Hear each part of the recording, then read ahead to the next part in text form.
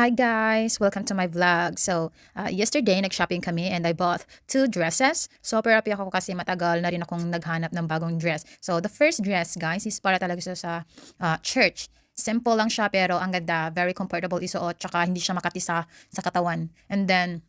And the second one, I really like this because pwede ko siyang suotin panglabas or kapag lalabas kami. Medyo casual lang pero cute and bagay sa kahit anong occasion. So I love this one, guys.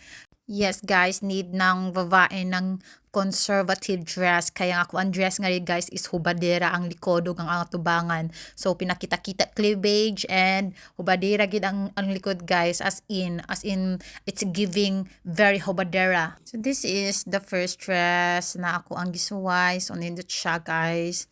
Yeah, but mas prepare na ako na kaning very fitted ang ako ang waist para ma-emphasize ang ato ang shape ba. Char, murag may shape. And then so guys, yeah, I like it very much kay naapod siya pocket. And hayahay kaayo siya sulutan, guys, as in makaginhawa ang ato ang And then the second dress, it's giving very conservative woman. Yes, a Filipino woman. Yeah.